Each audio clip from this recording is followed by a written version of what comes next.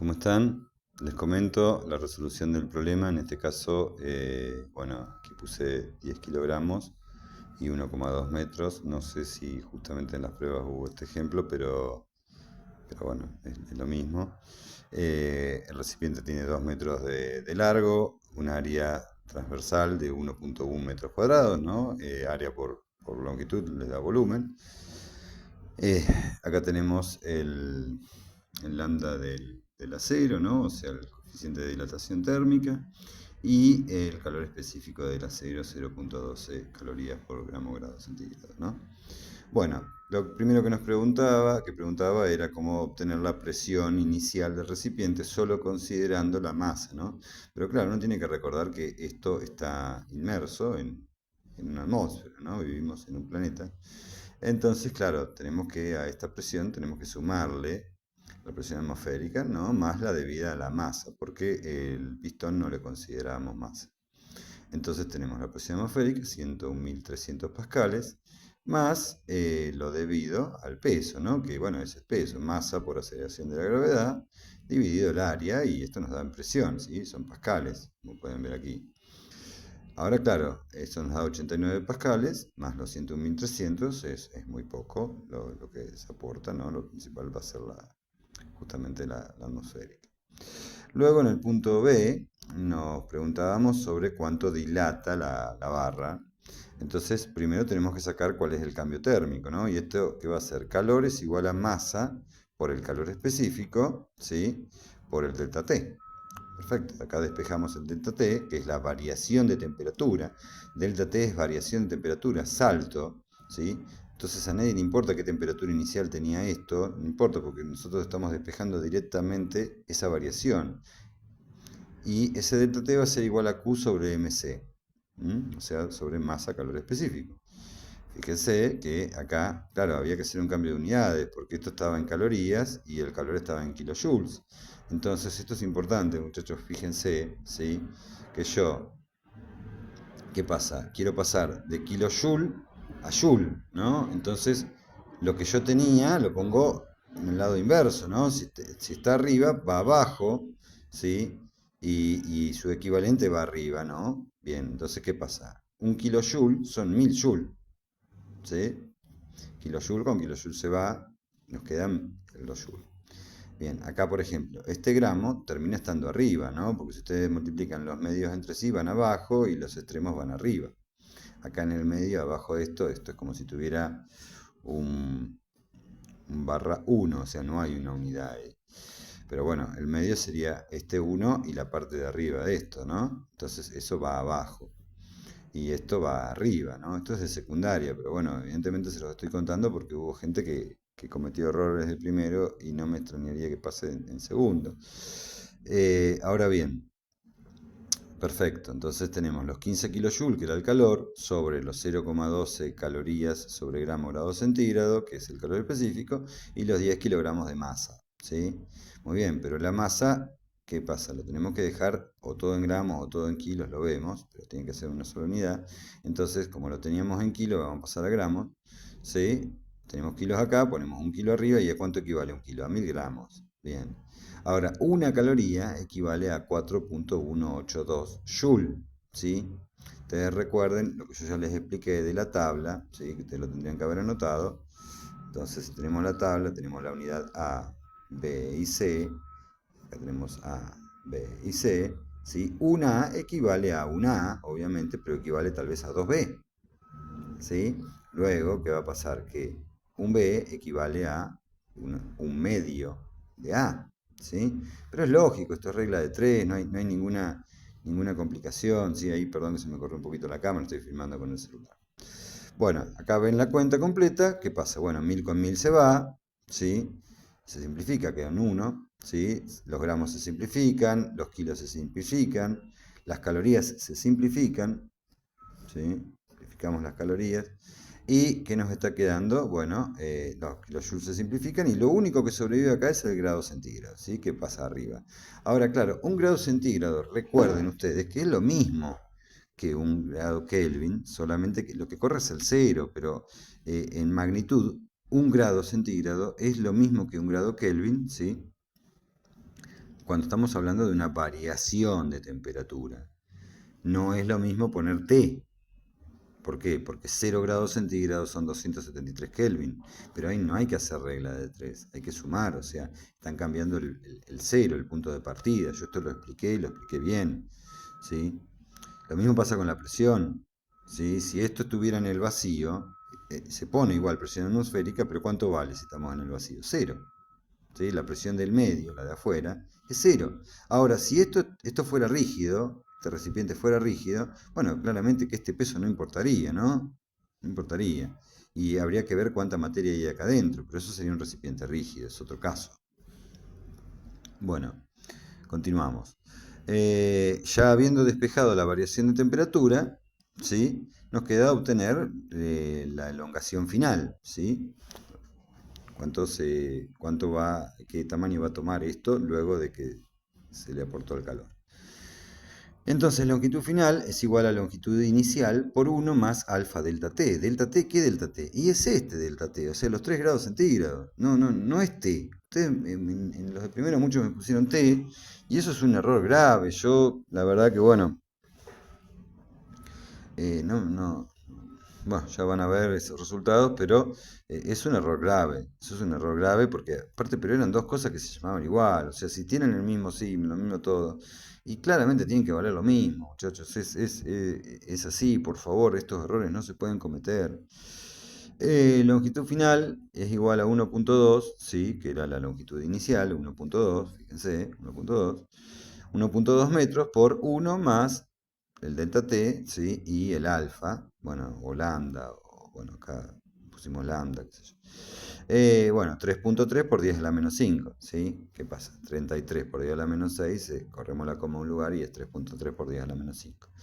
Kelvin sobre Kelvin. Ahora, claro, y lo puse a propósito esto, porque como les digo, un Kelvin y un grado centígrado, ¿sí? Como estamos hablando de una variación de temperatura de un salto, es lo mismo. Y lo puedo simplificar sin problema, ¿sí? Sin problema, porque valen lo mismo. La magnitud es la misma. Digamos, no. Bueno, esto es algo de longitud, pero... bien, perfecto. Es lo mismo que si yo pusiera, qué sé yo, un decímetro y un litro. Y son la misma cosa. Un decímetro y un litro, solamente que distinto nombre, pero en ese caso es la misma cosa. Entonces se pueden simplificar sin problema. Y ahora, claro, esto nos queda metro por algo sin unidad, y está bien, sigue siendo metro. Y fíjense que no cambió nada, ¿no? Cambió 0,00012 metros. O sea, 10 a la cuánto, menos 1, menos 2, menos 3, menos 4, o sea, 1.2 por 10 a la menos 4 metros, ¿sí? Fíjense, está acá, y eso es la variación. ¿Y qué es la variación? Bueno, es la longitud final menos la inicial, ¿sí? O sea, es lo que se aportó, nada más. Esto no es que se aportó lo que creció por el cambio de temperatura. Bueno, en el punto C, les decía, si suponemos que la transformación ¿de quién? Y del aire que está acá adentro, ¿no? Otra cosa no, el aire que está acá adentro. Esto ya lo estudiamos, ya lo vimos, es la transformación de este aire. Cuando ustedes no están entendiendo algo, me preguntan, ¿sí? Me preguntan, por favor. Si no tienen el ejercicio, lo tienen que preguntar. Entonces, bien, transformación isotérmica, ¿sí? T1, T2, perfecto. ¿Y qué quiere decir? Bueno, recordemos la ley de los gases, ¿no? P por B es igual a NRUT. Ahora, ¿qué pasa? Como esta T no cambia, ¿sí? Fíjense, para el punto 1, para el momento inicial, para el momento final. Bárbaro. NRU es fijo, porque N es la cantidad de materia y esto es cerrado, o sea que eso no cambia. Y RU es una constante universal, claramente no cambia, es una constante por definición.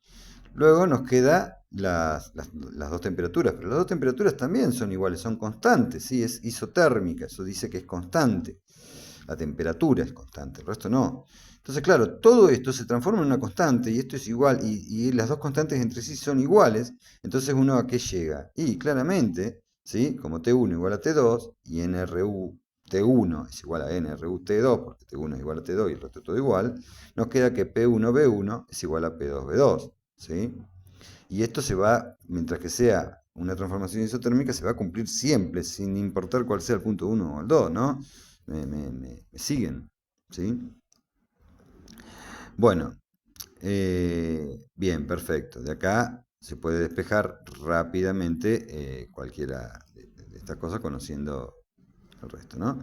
Primero lo que nos queda, el volumen 1 lo conocemos, ¿sí? Porque era 2 metros por el 1,1 de área, ¿sí? 2 metros de alto, 1,1 de área. Bien. Ahora el volumen 2, ¿qué va a ser? El volumen 1 menos lo que se estira la barra, porque la barra está apoyando acá arriba, entonces si se estira va a apretar el cilindro en el que da opción, y se va a estirar en ese sentido porque es lo único que tiene libre. Y ahí va a ser el área, mismo área. ¿Cuál área? Ahí, este área, muchachos, el 1,1 metros, este área, no otra cosa, este área. ¿Sí? Por la variación de longitud. ¿Sí? Fíjense que metro cuadrado por metro les da metro cúbico, que metro cúbico es volumen. ¿Sí? Entonces, bien, volumen 1 menos esto, ¿sí? Que es la variación, ¿sí? Nos da el volumen 2. ¿Sí? Porque esto es la diferencia en volumen, esto sería el delta B. Y entonces nos queda el volumen inicial, que era 2,2 metros al cubo, y el volumen final, que esto es el cambio en longitud, 1,2 por 10 a la menos 4 metros por 1,1 metros cuadrados. Muy bien, y esto igual a, bien, perfecto, en metros cúbicos el número cambia, obviamente. Y nos queda que el volumen 2 es 2,1, perdón, esto no es 2, discúlpenme, esto es un 1, perdónenme, esto es un 1. ¿Qué hice acá? Acá me... no, perdón. 2 menos esto, ¿sí? Y nos queda... No, está bien. No. Está bien. Perdón. Está bien. Está bien. Está bien. Sí. 2,19987 metros cúbicos. ¿Sí? Recuerden que el volumen original era 2,2. ¿Sí? Perdón el desliz, me trabé, me quedé pensando en el 2. Bueno, tenemos el volumen 2. ¿Sí?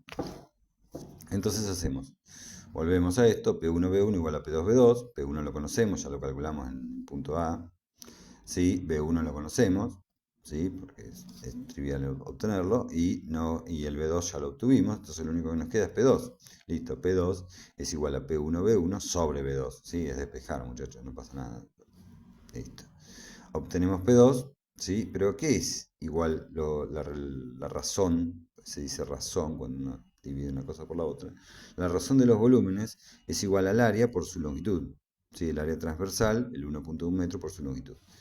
Claro, las áreas son iguales. Entonces lo que realmente termina siendo es una expresión de esas longitudes. ¿Sí? La razón de esas longitudes.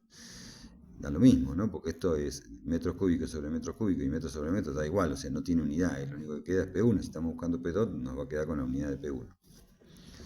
Bueno, acá P1, L1 sobre L2, ¿sí? Y listo, P1 es igual a L1 sobre L1 menos delta L. Bien. Acá creo que me la mandé porque es 1, no, está bien. Está bien.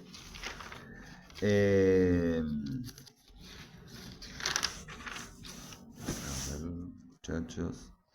Esto hay que mirar las cosas porque uno se las suele mandar. No, fíjense, el delta L es 0,00012. ¿Sí? 1,2 por 10 a la menos 4. Y acá acá se me mezcló, es 1,2 por 10 a la menos 4. Bueno, bien. Pauso un segundo porque voy a calcular este número. Había puesto mal el número acá, pero como lo estoy haciendo con Excel, claro, el resultado era el mismo, ¿sí? Pascales. Nada, simplemente copié mal el número era la diferencia de volúmenes, eso no importa. Bueno, entonces tenemos la P1, que era esto, 101.389 pascales, por la razón de los volúmenes, que es lo mismo que la razón de las longitudes, y nos queda 2 sobre esto, ¿sí? Y nos da 101.395 pascales, no subió nada, 6 pascales nomás, ¿sí? Es mínimo, porque claramente el cambio de volumen fue mínimo también. Ahora, para una isoterma, esto no es siempre así, no se lo tomen como una regla, esto lo tenían en la tabla, ¿sí? Era mirar el machete, nada más que eso. W es igual a Q, ¿sí? Y esto es lógico, muchachos, porque ¿sí? Tenemos un recipiente. ¿Mm? Recipiente, un cilindro pistón, ¿sí? Tenemos un cilindro pistón, este es el pistón, ¿sí? Ahora, si esto baja o sube, da lo mismo, cualquier cambio en el volumen, ¿ve? Si esto entra y la temperatura queda igual, ¿sí?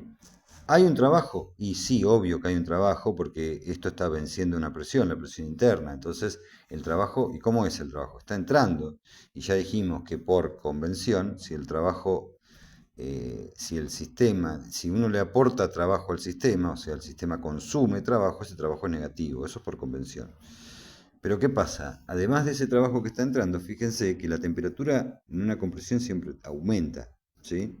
Si ustedes comprimen, la temperatura aumenta, pero acá la temperatura queda fija, entonces necesariamente tiene que salir calor, ¿sí? Tiene que salir calor, porque la energía interna es fija. Ustedes, el primer principio de la termodinámica para un sistema cerrado nos dice que W menos Q es igual a delta U, ¿sí? Esto se lo tengo que haber mencionado. Ahora, perfecto, delta U es igual a 0. ¿Por qué es igual a 0? Y porque delta U es igual a CB, calor específico, a volumen constante. ¿Calor específico de quién? ¿Del acero? No, muchachos, del aire, ¿sí? Calor específico del aire a volumen constante por la variación de temperatura. ¿Y cuánto es la variación de temperatura si es una isoterma? Y claramente esto es 0, porque es isotérmico, o sea, no cambia la temperatura. Si no cambia la temperatura, esto da 0. Y luego, ¿qué pasan? Pasan Q para el otro lado y ya está, ¿no? W igual a Q. Esto se cumple únicamente porque es una isotérmica. Es una transformación isotérmica, si no, no se cumpliría. O sea, no tomen como regla esto, ¿no? Eso lo tienen que mirar en la tabla. Bueno, perfecto. De ahí, y bueno, hacemos la cuentita, ¿sí? ¿Qué pasa? P por B, logaritmo natural de B2 sobre B1, igual a P1 B1, logaritmo natural de la razón de los volúmenes. Y también lo podemos hacer con las presiones y nos va a dar lo mismo. Pero fíjense que las presiones están invertidas, porque acá era B2 sobre B1 y acá es P1 sobre P2. Y esto nos da negativo, esto nos da negativo. ¿Y por qué nos da negativo? Y porque el logaritmo natural de un número menor a... ¿Qué pasa? B2 es menor que B1, ¿sí? Entonces, como B2 es menor que B1, esto es un número menor a 1. ¿Sí? Si fueran iguales daría 1 y esto daría 0. Pero como este es menor a esto, ¿sí? Esto da menor a 1. Mayor a 0, pero menor a 1. El logaritmo natural de un número mayor a 0 y menor a 1 nos va a dar un número negativo, el resultado del logaritmo natural. ¿Sí? Ahora, y el logaritmo natural de un número negativo no existe, o sea que no vayan a ponerme un número negativo porque la calculadora les va a dar error. Bueno, no se puede. Y acá, vio, en la tabla de los de primero decía MRT, ¿sí? Pero ¿qué pasa? T es constante, M es constante, R es constante, y esto es una constante. ¿Y a qué vale igual? Y salía de la ecuación de los gases, muchachos. P por B es igual a MRT. R es la particular, ¿no? Es lo mismo que NRUT, se va a dar lo mismo. Pero bueno, y esto quiere igual, y a P por B. Entonces acá que puede ir P1, B1, o P2, V2, o PN y BN. No, no hay más que eso, es así de simple. ¿Sí? Un segundo que tengo visitas. Bueno, continuamos. Entonces, nada, esta cuenta, ¿sí? Esto es positivo por definición. La presión y el volumen, ambos tendrían que ser positivos, porque esto recuerden que es una presión absoluta, ¿sí? No puede haber presiones negativas si es una presión absoluta. Si es una presión relativa, sí, porque está tomando un cero que no es el cero absoluto, pero si no está tomando, si toma el cero absoluto, no puede ser negativa, es imposible, físicamente imposible, o sea, no puede haber menos materia que la nada. ¿sí? Entonces esto tiene que ser positivo, o cero podría ser, pero siempre tiene que ser mayor o igual a cero, ¿sí? Cero igual estaría mal, porque no tendríamos aire, no tendríamos materia, no tendríamos nada. Bueno, perfecto. Entonces tenemos la presión inicial, ¿sí? Por el volumen inicial, ¿sí? ¿Por qué uso las iniciales? Y porque son números más redondos, más fácil, menos equivocarse, ¿sí? Por el logaritmo natural de la regla de la razón entre las longitudes, ¿sí? Lo que ya les expliqué. Y eso nos da W igual a Q igual a, bueno, fíjense, el menos ¿de dónde sale? Sale del logaritmo, ¿sí? Sale de acá, ¿sí? Menos 13,4, vamos a redondear, 13,4 joules. Un trabajo mínimo, despreciable, ¿sí? Despreciable el trabajo. Bueno, muy bien. Ahora en el punto D, y cerrando, teníamos que considerar que la transformación era adiabática, o sea que el cilindro no intercambia calor, no hay salida de calor. Esto era el calor. Como no hay salida de calor, ¿sí? No hay salida de calor, entonces uno busca la tabla que corresponde y ahí van a encontrar que P por B a la gamma, o sea, la presión por el volumen a la gamma, se mantiene constante. ¿Qué significa esto? Que P1, B1 a la gamma es igual a P2, B2 elevado a gamma. Perfecto. Y ahí despejamos P2, que era la pregunta. Entonces P2 igual a P1 por la razón entre los volúmenes. B1 sobre B2, todo eso elevado a la gamma. Es lo mismo que poner B1 a la gamma sobre B2 a la gamma. Da igual, muchachos, da igual. Créanme que da igual, porque no me voy a meter con eso. Bueno, entonces P1, 101.389 pascales, y hice lo mismo que arriba, ¿sí? Porque acá es arriba y abajo multiplicar por A, simplifico, ya está, entonces pongo las longitudes, ¿sí? Lo elevo a gamma, que era 1,4. Este 1,4, ¿sí? Esto se lo estoy contando a los muchachos de primero, este 1,4 no era masa, que hubo unos cuantos que me pusieron masa. Este 1,4 se los dije 10 veces, es el coeficiente adiabático, ¿sí? ¿Para quién? Para el aire. Porque para otro gas podría cambiar, es distinto. Eso es propio del gas, ¿sí? Se los tengo que dar a ustedes, ¿sí? También les podría decir, ¿y a quién es igual gamma? Y gamma, ¿sí? O coeficiente adiabático es igual a Cp sobre Cb, ¿sí? Es eso, es el Cp del gas sobre el Cb del gas, ¿sí? Y de ahí sale el gamma, no tiene más complicación que eso. Y claramente es adimensional, porque las unidades de CP y de CB son las mismas, entonces te tiene que quedar adimensional. ¿Sí? Que le puso, nunca le pongan una unidad, algo que no la tenía, o sea, por favor, un poco de coherencia con lo que está escrito. ¿Sí? Y si en un momento se confunden, me tienen que preguntar, ¿sí? Yo después decido si les puedo o no les puedo contestar, pero mínimo inténtenlo, pregúntenle al profesor, aprovechen que tienen un profesor que los va a guiar. Bueno, para el caso de la temperatura, además de esta condición, en una transformación adiabática también se cumple que T por B a la gamma menos 1, elevado a la gamma menos 1, es igual a constante. ¿Sí? ¿Y esto qué quiere decir? Otra vez, lo mismo. T1, B1 elevado a la gamma menos 1 es igual a T2, B2 elevado a la gamma menos 1, es igual a Tn, Bn elevado a la gamma menos 1. Pero siempre estamos hablando del mismo recipiente que le estamos cambiando el volumen y esa compresión es adiabática. O compresión o expansión, porque yo lo podría estirar a esto. Bien. Entonces T2, ¿sí? Reemplazamos esto y despejábamos, nos queda que T2 es igual a T1 ¿por quién? Y por la razón de B1 y B2, esa razón elevado a la gamma menos 1, ¿sí? 1,4 menos 1 es 0,4, y eso nos da tanto como 273,007 Kelvin, ¿sí? Porque este muchacho se autopercibe de James Bond, esta temperatura, así que bueno, viene de ahí. Eso es un chiste malo y por favor no lo tomen en cuenta. Bueno, eso era para sacar la temperatura 2, ya tenemos la presión 2, y esto era una prueba perfecta, ¿sí?